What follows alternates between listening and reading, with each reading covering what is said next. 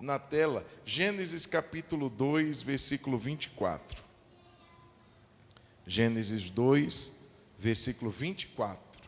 Um versículo apenas que eu queria trazer para nós. Talvez você diga assim, pastor, mas isso daí para mim já é tranquilo. Ou talvez você diga assim, pastor, nem casado eu sou, mas sirva para você como vacina o que vai ser falado hoje. Se você já é casado, às vezes vai vir como um remédio, como uma orientação para um momento agora, mas se você talvez não ainda seja casado, vai servir como uma preparação, vai servir como uma vacina, vai servir para você já ir pensando, refletindo e orando sobre isso. Gênesis 2, 24, eu queria hoje falar um pouco desse versículo aqui, que está lá na origem, que está lá no Gênesis. Gênesis significa origem, então é algo que a gente precisa estabelecer como base, como fundamento. Coisas que são postas, irmãos, para dar firmeza. É esse versículo aqui.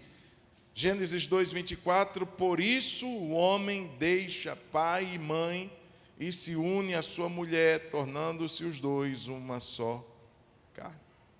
Vamos ler juntos agora?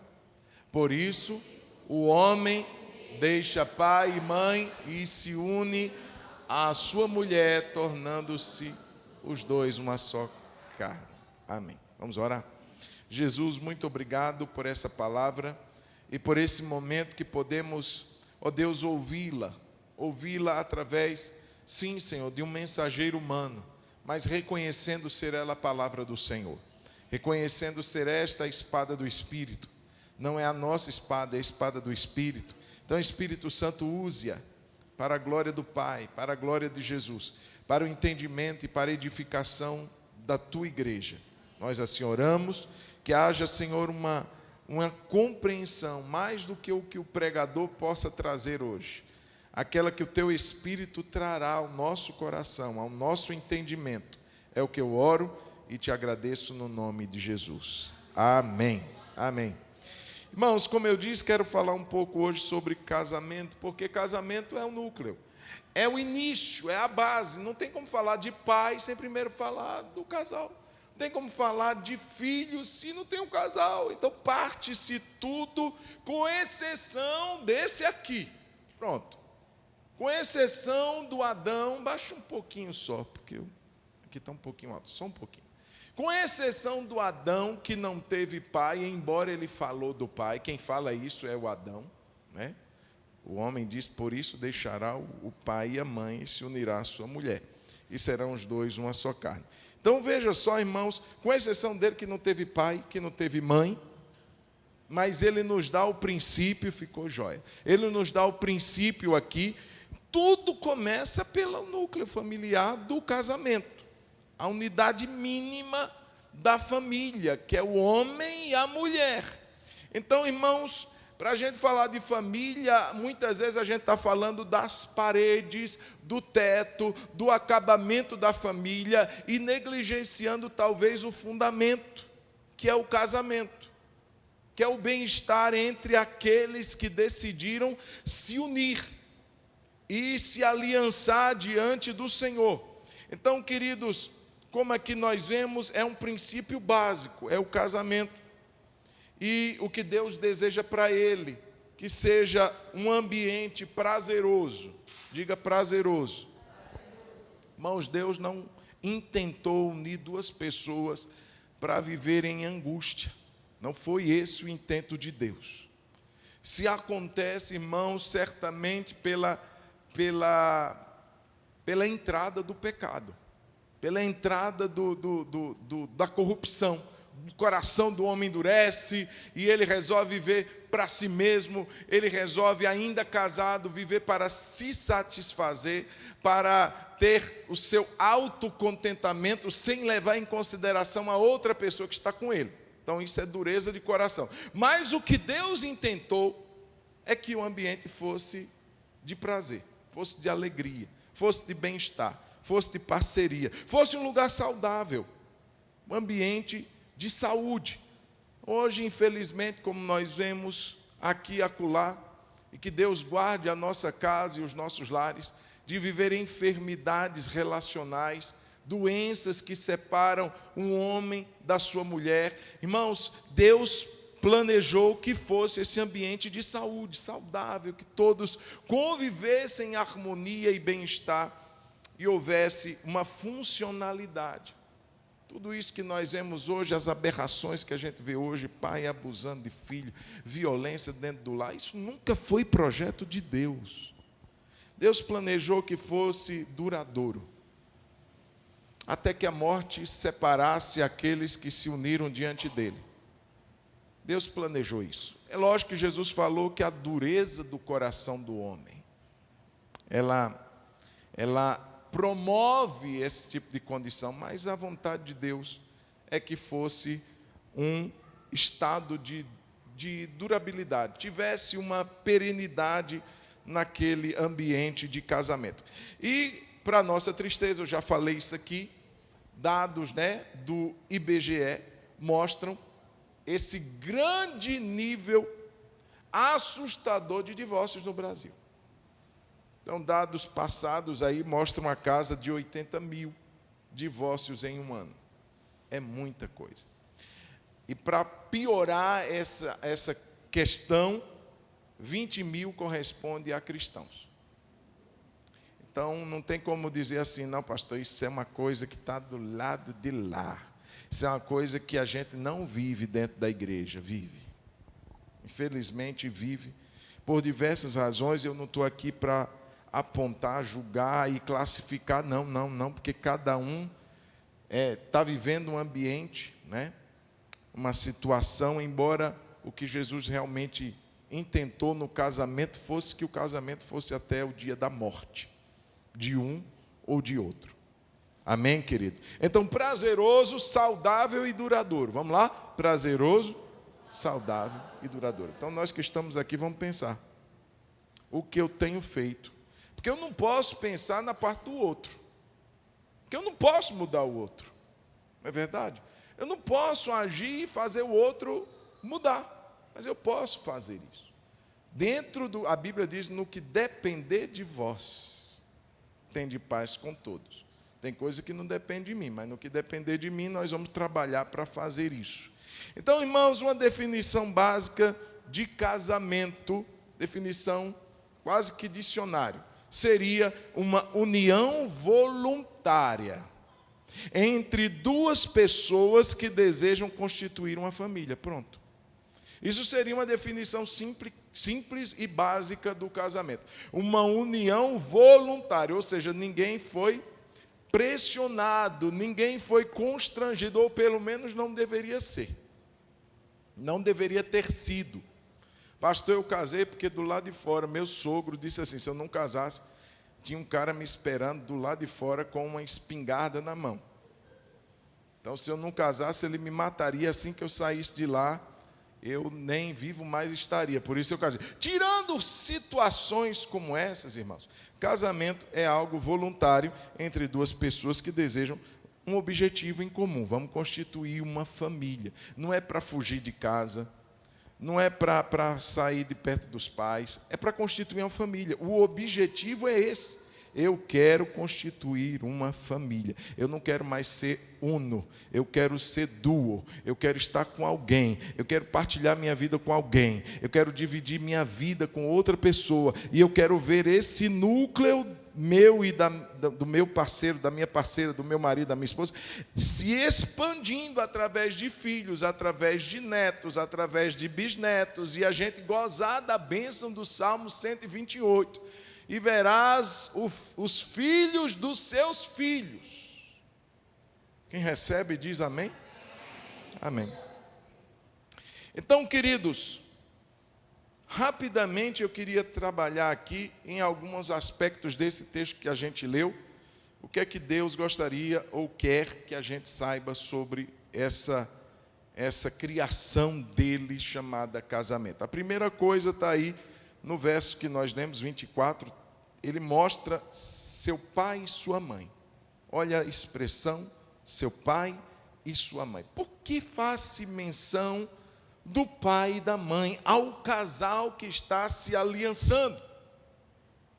Ele já está saindo, então ele tem que ter um referencial. A ideia certamente seria que Deus estava ali inspirando aquele casal. Deus pretende que esse lar, esse ambiente de casamento, seja uma inspiração que ele recebeu do pai e da mãe. Deveria ser assim. Infelizmente, nem sempre, ou na maioria das vezes, isso não acontece. Porque na maioria das vezes, nós viemos de um lar disfuncional. Pai separado da mãe, que brigava e tal, e a gente talvez não tenha uma referência, mas nós precisamos entender, se você tem a oportunidade de mostrar para os seus filhos, para os seus netos, a importância, o valor do casamento, porque nós precisamos de inspiração, nós precisamos de modelo, irmão. Senão a gente age de forma disfuncional. A gente tem uma lição importante no curso de noivo, que chama herança familiar. A gente não é uma pessoa assim que vive sem influência. Não, a gente é influenciado, todos nós somos influenciados diretamente por nossas famílias, por nossos pais. E viemos a constituir muitas vezes uma família carregando cada uma herança particular. E dentro dessa herança, coisas boas e coisas ruins. Exemplos bons e exemplos maus. E a gente sai levando essa coisa errada toda para o casamento. E a gente joga tudo dentro de casa. E o outro joga tudo dentro de casa. E aí o negócio fica feio. Porque, na verdade, deveríamos ter sido ministrados de uma forma sadia. Se você tem essa oportunidade ainda, faça-o com dedicação. Se você, querido, tem a graça de Deus de ter uma família, um casamento saudável, estruturado, preze por isso, porque você passa um exemplo aos seus filhos, aos seus netos. Eles estão querendo você ou não, se inspirando em você, se moldando em você e pegando lições que você transmite no dia a dia, sem ainda nem se aperceber daquilo. Então ele mostra, irmãos, que deveria nascer de uma inspiração. O modelo, irmãos, que Deus planejou, eu queria que a gente, por favor, lesse o Salmo 128, que é bem curtinho, mas o modelo seria esse. Vamos pensar no modelo? Então, se eu estou olhando para um modelo que não segue esse, eu preciso abandonar esse modelo falho e me apegar ao modelo correto. Qual seria? Bem-aventurado, vamos ler? Aquele que teme ao Senhor e anda nos seus caminhos. Você comerá do fruto do seu trabalho. Então você já vê que começa com a questão da presença de Deus dentro de casa. Ele não começa com o trabalho, ele não começa com o sucesso, com as realizações, com os empreendimentos. Ele começa com o temor ao Senhor. Bem-aventurado o homem que teme ao Senhor e que anda nos seus caminhos. Ou seja, o modelo é de pessoas que estão convivendo, mas Deus está ali sendo de fato Senhor daquela família, orientando, e o procedimento, as atitudes vividas dentro de casa, elas estão sendo norteadas pelo princípio do temor e da obediência. Então eu tenho que primeiro pensar nisso. Como é que o meu lar é? Tem Deus lá? Deus é o Senhor da nossa casa, Senhor da nossa vida como família. Você comerá do fruto do seu trabalho. Veja, um ambiente onde o trabalho, onde a provisão, onde essa atuação do homem é levada em consideração, porque hoje nós vemos lares disfuncionais também. Eu não estou mostrando e nem dizendo, irmãos, que a mulher não deve, pastor, está vendo, é o homem. Não, irmãos, não é isso. Mas mostra um princípio de pessoas que entendem sua responsabilidade, que não abandonam família, que prezam pela provisão dentro da sua casa, que são responsáveis. Homens que são responsáveis. Hoje a gente vem de uma geração, estamos vivendo, na verdade, uma geração que não tem prezado muito por isso, que querem viver de uma forma sem responsabilidade. E aqui mostra a responsabilidade. Quer constituir família, mas não quer trabalhar. Quer constituir família, mas quer que as coisas cheguem assim do nada. Quer que as coisas caminhem assim sem nenhum esforço. E aqui mostra a responsabilidade. E mostra o fruto que essa responsabilidade traz. Você comerá do fruto do seu trabalho. Será feliz. E tudo irá bem com você. Sua esposa. Vamos falar da esposa. No interior da sua casa. Veja o valor que a mulher, a contrário do que é ensinado hoje numa sociedade feminista, que a mulher não tem que olhar para dentro da sua casa, que aquilo é um lugar de escravidão, é como se fosse uma senzala, onde ela fosse oprimida, onde ela fosse escravizada. Mulher que está cuidando da sua casa é uma escrava do lar. Irmãos, biblicamente isso daí é uma bênção. Não estou dizendo também que a mulher não deva trabalhar fora. Se tem acordo dentro de casa, precisa, está tudo bem para isso, amém. Mas não como uma demonstração de que eu sou independente, eu não preciso de depender de ninguém. Eu sou o que sou, eu sou a Mulher Maravilha. Não, de boa, vai na paz, tem acordo com o seu marido, vai trabalhar, vai abençoar a sua casa, vai em paz, mas não deixa de olhar para dentro da sua casa. A mulher, a esposa, no interior de sua casa, ou seja, ela tem olhos para dentro da sua casa, amém? Irmãos, é diferente. O homem, quando tem um olhar para dentro de casa, mulher é diferente. Mulher, ela tem um olhar de mulher, é ou não é? A gente ajeita, a gente arruma, a gente limpa, mas quando a mulher chega, ela dá um toque, um brilho, é diferente. Eu não sei por você, mas eu digo pela minha casa. Eu posso ajudar, irmãos, e ajudo, tento ajudar, eu tento.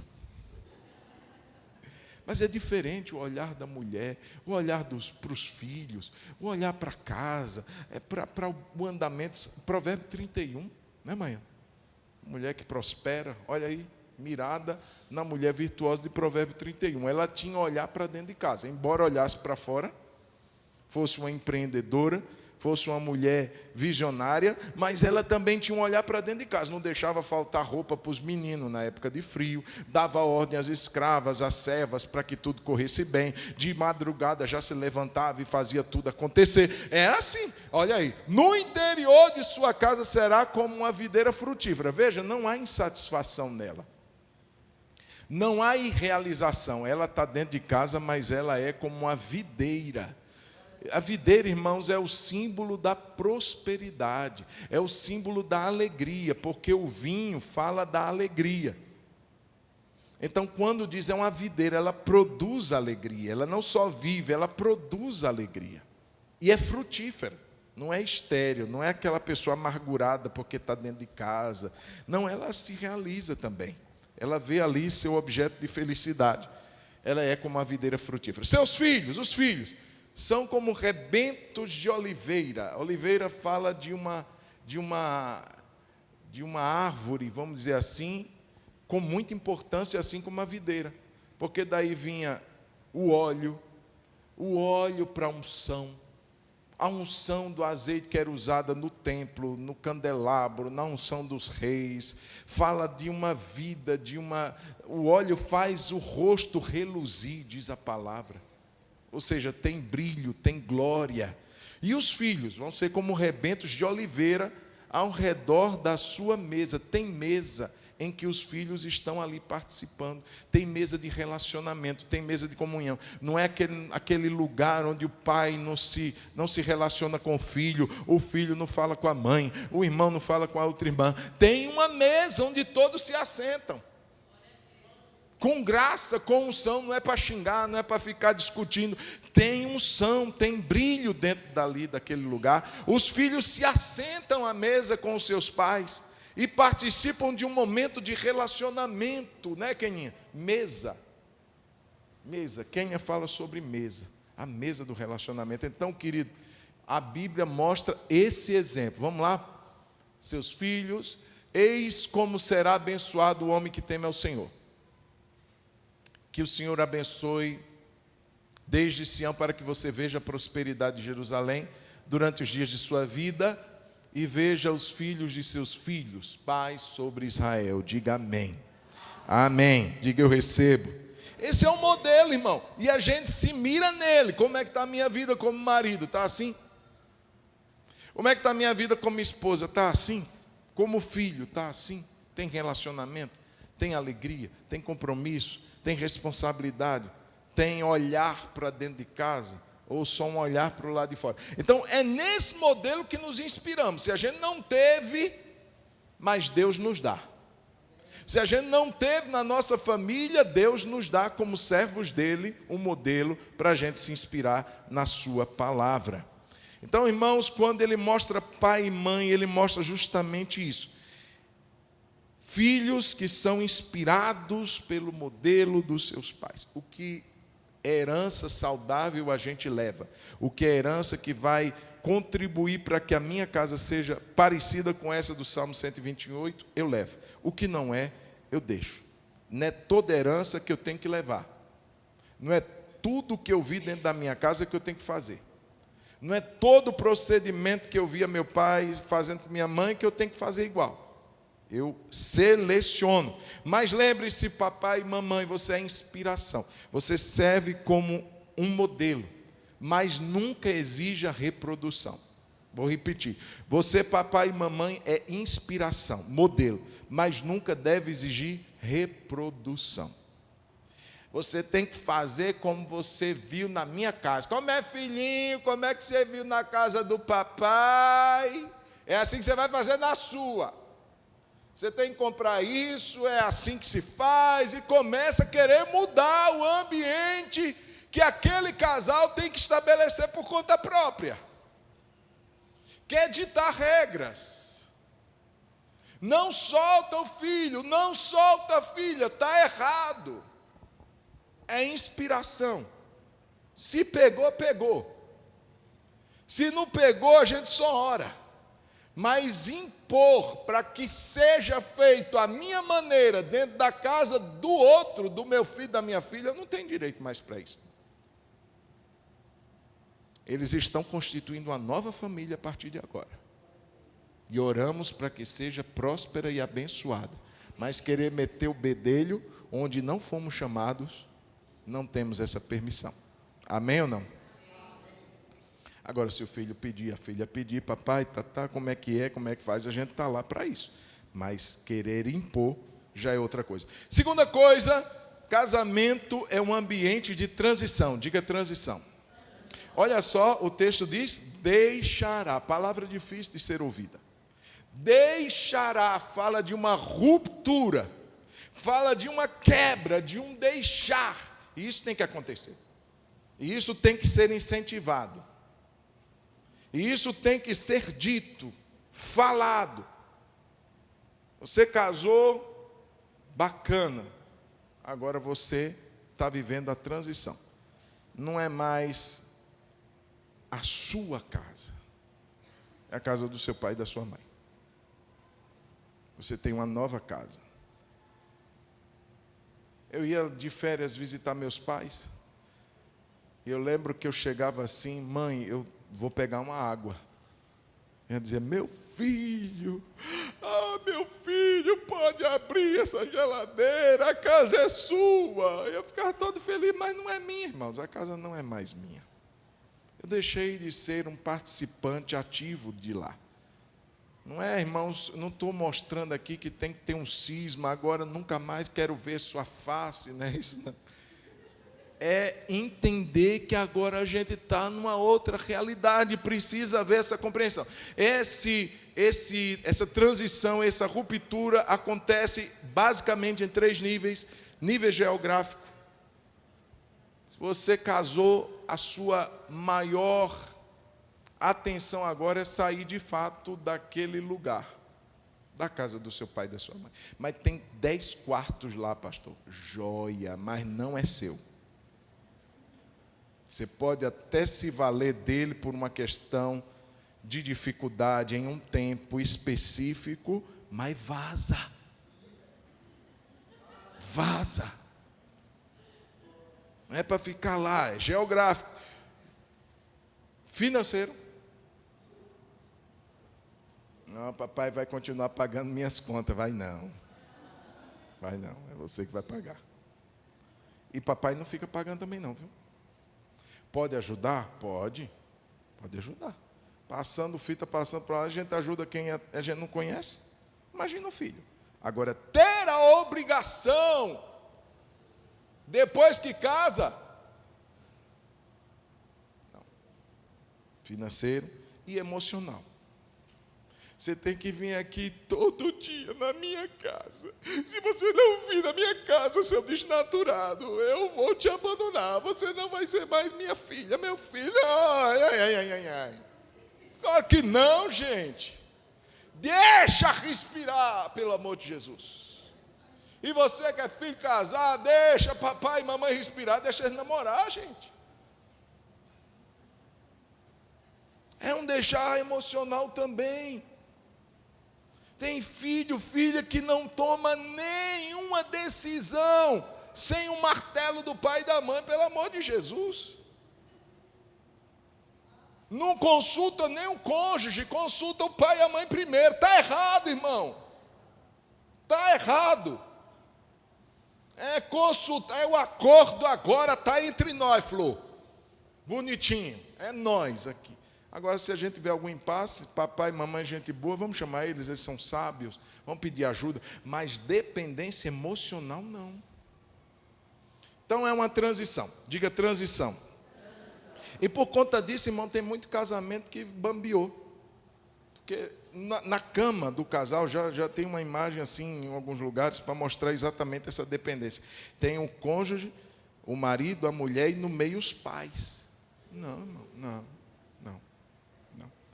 Deixará. É lógico que isso é uma figura, tá, irmãos? Para ilustrar esse tipo de vínculo que nunca se corta. Tem que cortar. Transição. Terceira coisa, necessita de maturidade. Casamento precisa de maturidade. Diga comigo, casamento, família precisa de maturidade. Olha o que diz aqui, deixará o menino. É assim que diz o texto? Deixará o quê? O homem, o teleios, o homem maduro, o homem feito. Só casou porque amadureceu. Se não amadureceu, é porque não estava pronto para casar. Se ainda é menino, pastor, ele era um menino, então não tinha que casar. Mas ela ainda era uma criança, então casou errado. A lei nem permite. Tem que ser maior de idade. Tem que ser homem. E eu não falo no aspecto apenas de idade, irmãos, mas no aspecto emocional, o caráter, a personalidade, o ser. A pessoa, ela cresceu, ela amadureceu. Ela não é mais um menino, uma menina. Não se espera mais uma atitude infantil para quem resolveu se aliançar. E hoje, infelizmente, vemos muitos casos assim. Falta de maturidade. Irmãos, até na hora da discussão, virou o menino, a menina que era no passado. Já viu casal adulto feito, homem feito, mulher feito, quando briga começa a dar língua? Coisa de criança que fazia lá do pré. Dando língua. Fazendo careta. Irmãos, muita imaturidade, as birras. Casal que fica birrento com o outro. Não vou dormir no sofá. Não vou sair, vou ficar em casa. Mas a gente tem um compromisso, não vou. Vai sozinho e bota um bicão. Falta de maturidade, infantilidade deixará o homem. Tem que ser homem, tem que crescer, tem que amadurecer, tem que assumir uma postura diferenciada. E aqui ele mostra exatamente essa necessidade da gente buscar essa maturidade, irmão, maturidade na conversa. Tem casal que não tem esse tipo de conversa com maturidade. Como eu disse, não se ouvem. Característica de uma pessoa madura, por exemplo, no momento que está discutindo, que está ali resolvendo algum problema, segundo alguns princípios que a palavra de Deus determina, ser um bom ouvinte. Uma pessoa imatura não ouve o outro. Criança, você tem que mandar, Papai está falando agora. Não é assim? Senão ela não entende que tem que ouvir. E tem casal que está assim, no casamento. Não ouve o que o outro diz. Não é um bom ouvinte. Ele responde enquanto o outro ainda está falando. A Bíblia diz: responder antes de ouvir é loucura. A Bíblia mostra isso. Por que ela fala isso? Porque a gente tem a tendência de querer só falar. A gente não ouve. Por isso, irmãos, são pé de guerras gigantescos. São duas pessoas que não se entendem porque não ouve, não cresce. Não escolhe a melhor hora para conversar. Conversa assim fora de hora. A Bíblia diz que a palavra dita ao seu tempo, quão boa é. Só acabou de chegar cansado, o outro já vai e despeja um monte de coisa ali, ele está querendo só comer, ela está querendo tomar um banho, e a pessoa, não, vai ser aqui mesmo. Eu lembro de um casal que dizia assim, não, mas quando a gente está ali, eu quero resolver rápido, eu não consigo esperar. Então, às vezes, é no trânsito. Está dirigindo, vai causar um acidente. Porque não espera chegar, porque não espera tranquilizar, acalmar, respirar, contar até 20, até 30, por que não espera? Então, irmãos, muitas vezes nós estamos vendo casamentos de pessoas feitas por fora, maiores de idade pela lei, mas infantis quanto ao procedimento. Tem que deixar o lar quando a pessoa tiver maturidade para isso, deixará o homem, porque aí as coisas vão tomando um pé de equilíbrio dentro de casa. Do contrário, nós vamos ver muita infantilidade acontecendo e, de fato, irmãos, são coisas que a gente ri quando ouve a primeira vez, mas pensa e diz, meu Deus, não era para ser assim. Porque mostra infantilidade. Outra coisa, irmãos, a visão da solteirice. Diga comigo, visão da solteirice não deve existir mais. O que é isso, pastor? Se unirá à sua mulher. A partir do momento que a pessoa casa, ela se une, ela se torna um, ela se cimenta. Se juntar, se unir, é cimentar. Então ela deixa de ser solteiro. Irmãos, uma é a vida do solteiro, é ou não é? Outra é a vida do casado. Um é a vida do casal. Um é a vida do casal com filhos, é ou não é? Tudo são estações que vão mudando. E que vão mudando o nosso procedimento também. Enquanto solteiro, eu ajo de determinada forma. A quem eu presto contas? A mim. Estou usando, claro, numa visão bem rasteira, né, irmãos? Claro que como crentes a gente deve a nossa vida a Deus. Se temos autoridades ainda sobre nós, a gente tem uma satisfação para dar, mas via de regra a gente está ali solteiro. Então o solteiro, ele pega o carro, ele sai, ele vai, ele encontra com um amigo, ele vai ali, ele marca um evento, ele vai para o cachorro quente, ele chega a hora razoavelmente que dá para chegar sem ficar amolando ninguém. Ele tem a sua independência, ele é um solteiro, mas com a sua independência, então ele vive assim. E casado?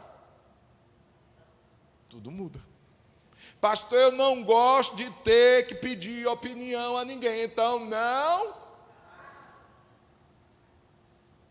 Eu não gosto de dar satisfação de onde eu vou, nem que horas eu chego, nem com quem estou. Então, não casa. Eu gosto de ser livre, livre como um pássaro, livre como eu vou voar. Eu gosto de voar, então fique voando sozinho. Não seja uma andorinha. Seja um pássaro que gosta de voar só. Fazer suas viagens sozinho, curtindo ela. Mas se você quer alguém com você, e você se aliançou com ela, eu estou falando agora para quem é casado, tem que pedir opinião. Tem que entrar em acordo. Tem que conversar. Tem que dar satisfação. Está onde? Se a pessoa só quer ficar só. Irmão, não estou falando daquele ciúme doentio, não. O marido acabou de sair de casa, está onde? Estou tirando o carro da garagem ainda. Nem saiu. Que hora chega? Eu estou saindo, chegando no trabalho agora. Então não é isso, essa coisa doentia, porque isso é ciúme doentio muitas vezes. É uma parceria, é não fazer nada sem pedir opinião. Amor, estou pensando em fazer isso, o que é que você acha? Né? Vamos conversar sobre isso. É parceria, a solteirice acabou. Se unirá a sua mulher, é um conjunto, é uma comunicação, irmãos, e a gente tem que vencer isso, a gente tem que aprender, pedir a Deus graça, Deus me ajuda a me comunicar. A gente acha que comunicar é só falar, não é, irmão, não é. A gente precisa aprender a ser claro. Muitas vezes a minha esposa reclama assim, moço, você tem que falar tudo, porque eu disse, mas eu já disse. Não, você não disse, você só falou até esse ponto. E o resto? O resto estava aqui. Ela, mas eu não sei o que está aí. Eu digo, de fato, você não sabe. Então você precisa falar. A gente gosta de resumir. Irmãos, eu, pastor João, eu sempre tive uma habilidade de ser muito objetivo. Eu lembro que quando eu estava fazendo um seminário, um instituto bíblico na igreja, a gente recebeu um trabalho para fazer, o pessoal fez assim, páginas e páginas, eu não passei das 2, e eu consegui resumir tudo, e a palavra lá do professor fez, você conseguiu ser bem objetivo, mas falou tudo o que eu queria. Mas muitas vezes isso dentro de casa não vai rolar, porque eu preciso me fazer entendido. Não é isso, amor? Estou falando a verdade. Não, ela diz assim, amor, eu não estou aí dentro da sua cabeça. Você tem que explicar melhor. É um desafio de todos nós, irmãos. Eu não sei você, mas meu é. Eu preciso explicar melhor. Eu preciso me comunicar melhor.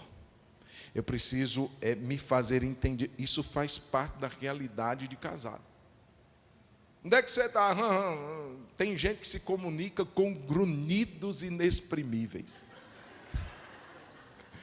A comunicação só vai estreitando, vai ficando monossilábica.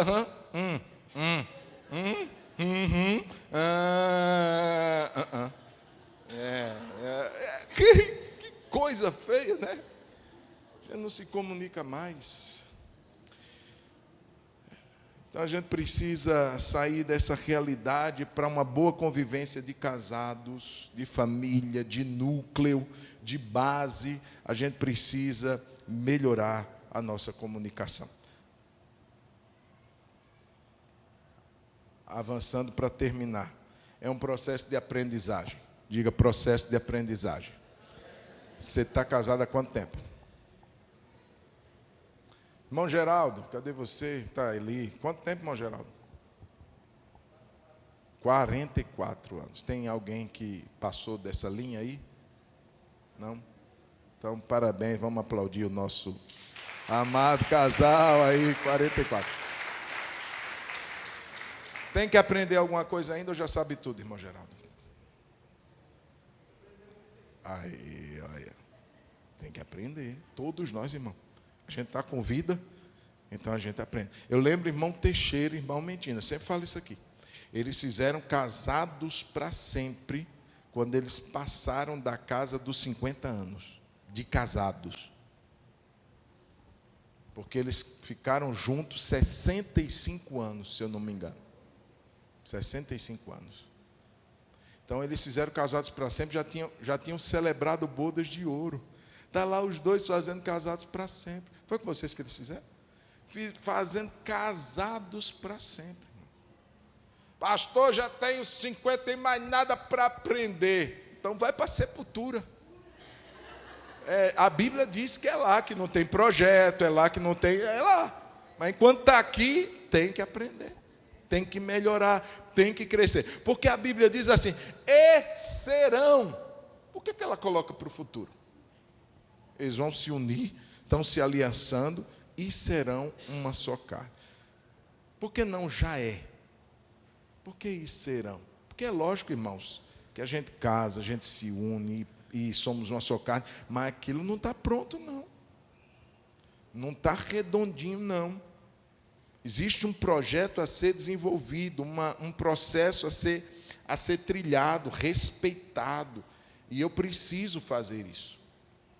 De vez em quando eu digo para ela, minha amada esposa, anota aí algumas coisas que eu preciso. Eu temo quando eu faço um pedido como esse.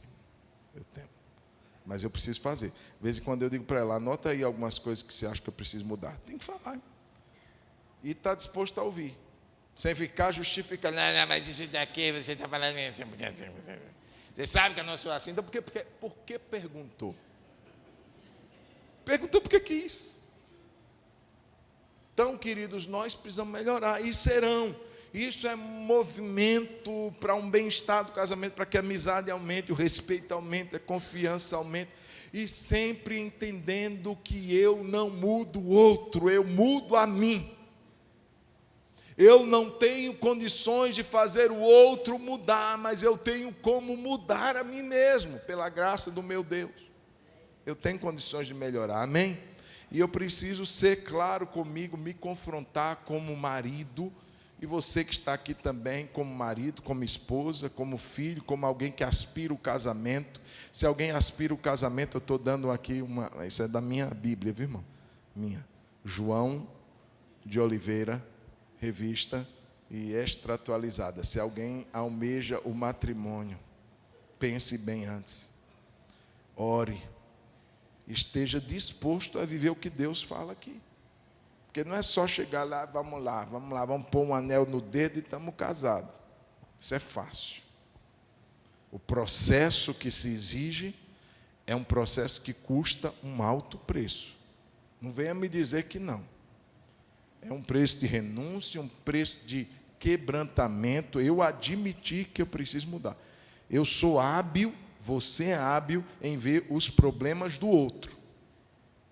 Mas a gente é desafiado a ver os nossos. Que ponto eu preciso mudar? Muitas vezes, irmãos, confrontado com essa herança que eu falei no início.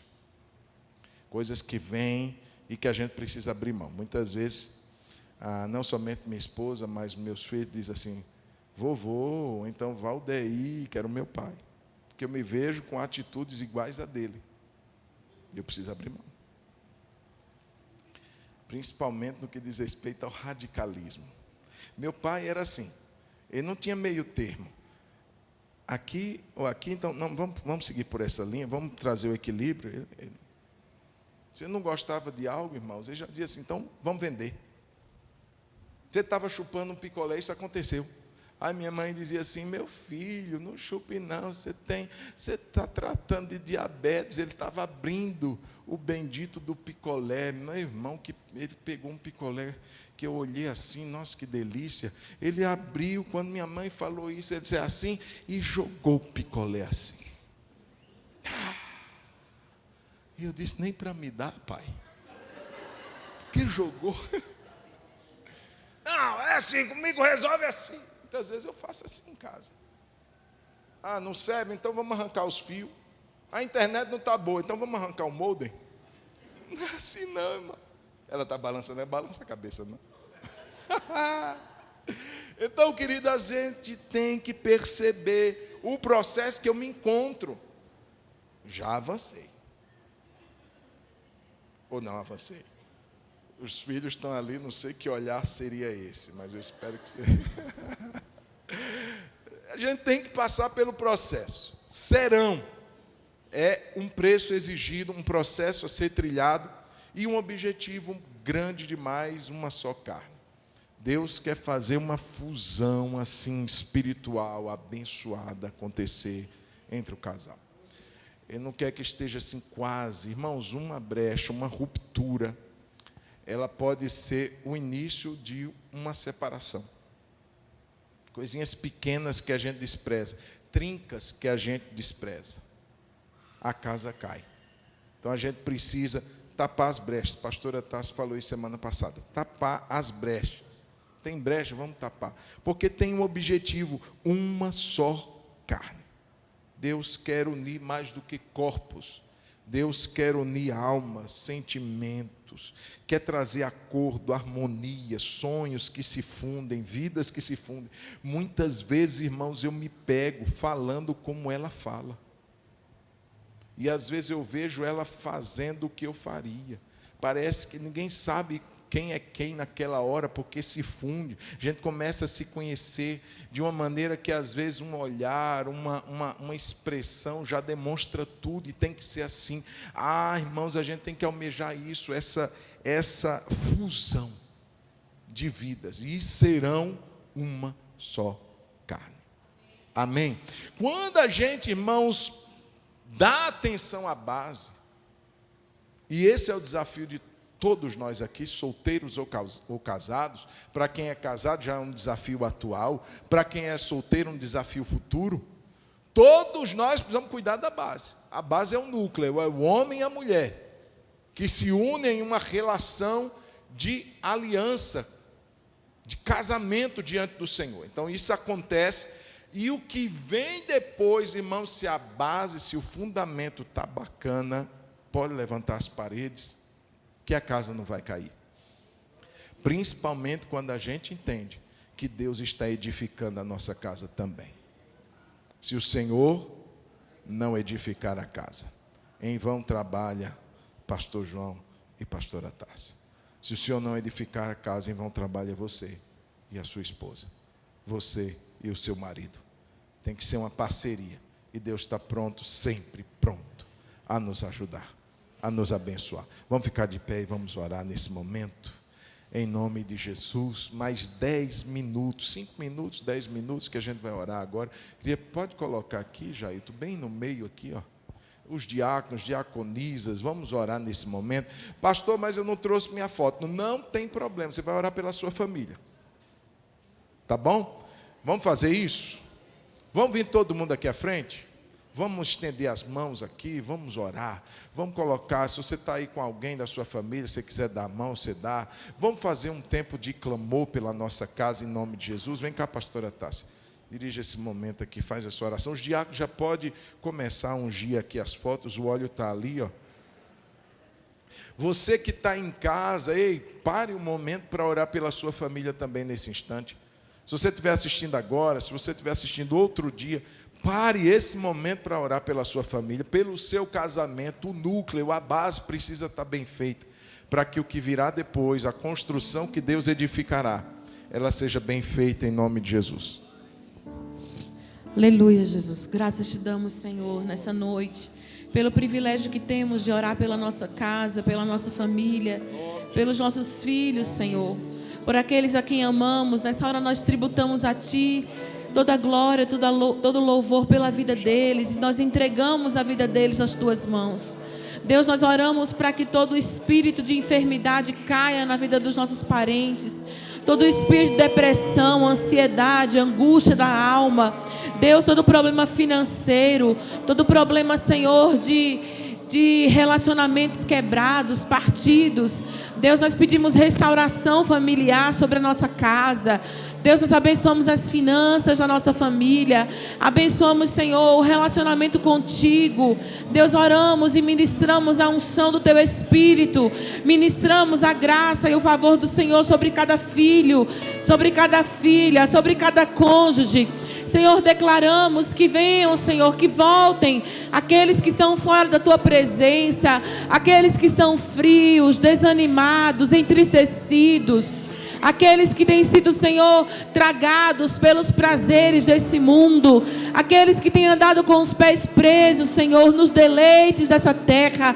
Nós queremos declarar, Senhor, todo espírito, Senhor, contrário à Tua palavra, que tem distorcido identidade, que tem afastado os nossos filhos, Senhor, da vontade do Senhor, que tem mudado, Senhor, o seu coração, suas afeições, seus sentimentos, Senhor, contrários ao que a Tua palavra diz. Nós ministramos, Senhor, a quebra de todo espírito familiar, toda herança maldita que vem de gerações passadas.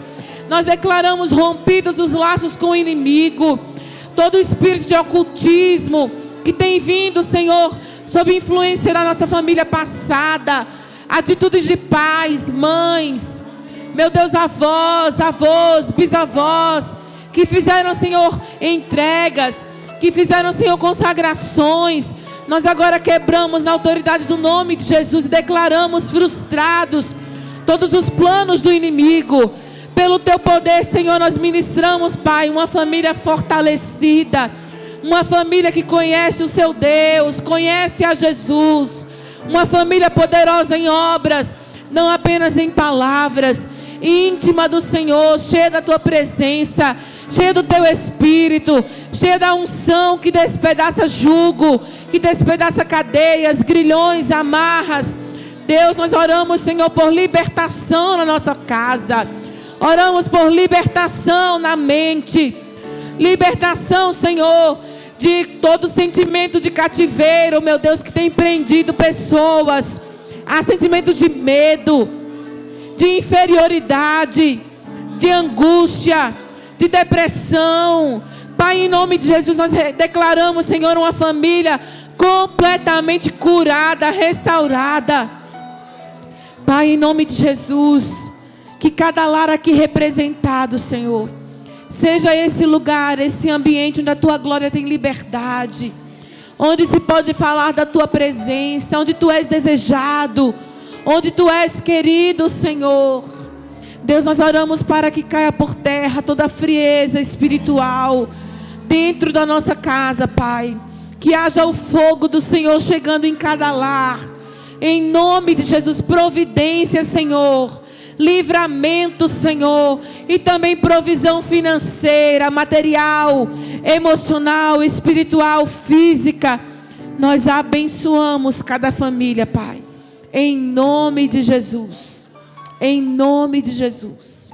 Amém. Irmãos, nessa hora eu queria orar com você. Você vai repetir comigo? O Senhor falava no meu coração que talvez aqui muitos não fizeram orações de renúncia. E nós vamos fazer uma oração de renúncia agora. Às vezes na sua casa, sua família foi uma família que mexeu com ocultismo, com feitiçaria, com religiões de matizes diferentes, que não são cristãs. E nós vamos orar nessa hora, renunciando. Talvez a sua casa seja uma família que tenha muitos divórcios. Nós vamos orar renunciando isso em nome de Jesus. Preste atenção no que eu vou dizer. A gente não quebra maldição. A gente não quebra herança. Herança a gente não quebra, a gente renuncia. Até no reino físico a gente sabe disso. Herança, quando vem sobre nós, ela vem por uma única razão. Por uma filiação. Você ser filho, ser parente, ter consanguinidade. Então, para você renunciar a uma herança, você entra com uma ação de renúncia. E aquela herança não tem mais ação sobre a sua vida. Você não quebra a herança. Você está entendendo isso? Você ganhou um carro de presente porque alguém morreu da sua família. Você não vai lá e quebra o carro. Para você não ter direito àquela herança, você entra com uma ação de renúncia à herança. E aquela herança não vem mais sobre a sua vida. Então nós vamos orar agora para que toda herança de enfermidade, de divórcio, de ocultismo, pessoas que saem da presença do Senhor, desviam. Pessoas que começam a andar por outros caminhos de identidade, deixam de ser meninos, meninas. Nós vamos renunciar agora. Repita comigo: Pai, em nome de Jesus, eu renuncio a toda herança familiar, de ocultismo, de divórcio, de enfermidades, cânceres, depressão, todo problema mental. Em nome de Jesus, eu renuncio a todo fracasso financeiro, a toda destruição familiar, a todo espírito, Senhor, que vem contra a identidade do meu filho ou da minha filha. Eu renuncio a todo espírito de confusão, a todo gênio forte, todo espírito de loucura. Eu renuncio a todo espírito contrário que tenta tocar nas minhas finanças, na minha esposa, no meu marido, nos meus filhos. Eu renuncio nessa hora e tomo posse de tudo que o Senhor declarou, que é herança em Cristo. Em nome de Jesus. Em nome de Jesus.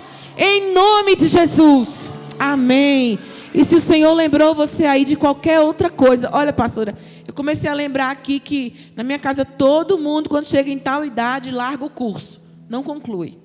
Eu lembrei aqui que eu tenho um primo que suicidou, um tio que suicidou, um irmão. Você vai chegar em casa, você vai orar. Eu renuncio a essa herança familiar. Você tem um parente que enlouqueceu, você tem um parente que perdeu tudo, você vai orar. Eu renuncio sobre a minha vida e sobre as minhas próximas gerações.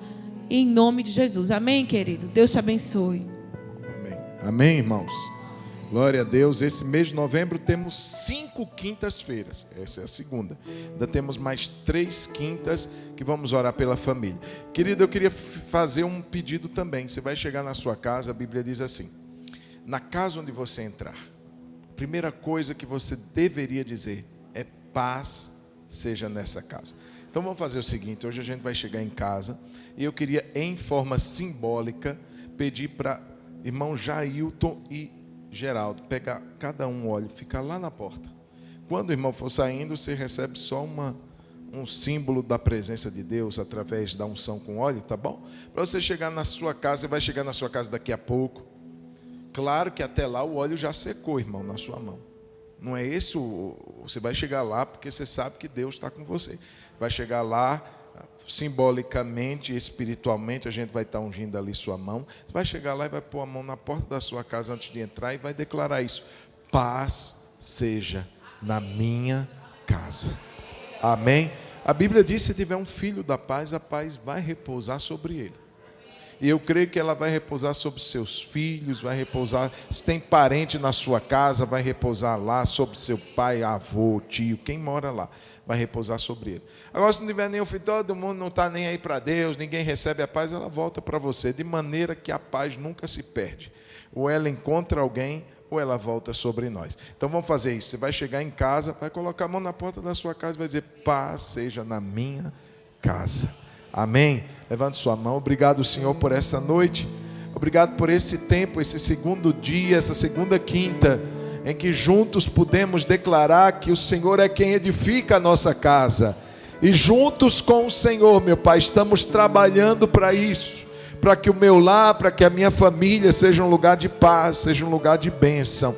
Eu quero declarar em nome de Jesus que quando chegarmos hoje, nessa disposição profética, em nome de Jesus, declarando sobre a nossa casa a tua paz, príncipe da paz, o Senhor vai derramar uma abundância de paz sobre a nossa casa, em nome de Jesus. Que a graça de nosso Senhor Jesus, o amor de Deus, o nosso Pai, e a comunhão do Espírito Santo, o seu consolo, seja sobre todos nós, povo de Deus, hoje e para sempre. Amém. Amém. Deus abençoe, vá em paz. Não saia sem que um diácono passe o óleozinho na palma da sua mão, tá bom? Deus te abençoe, vá em paz, pode pegar a foto. Isso, deixa dentro da sua Bíblia para você não esquecer na próxima quinta-feira.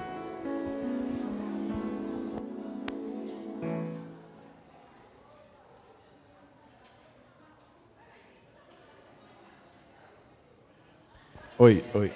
Keninha e Lucas, ainda tem vaga para o encontro? Tem não? Tá bom, então não tem. Glória a Deus.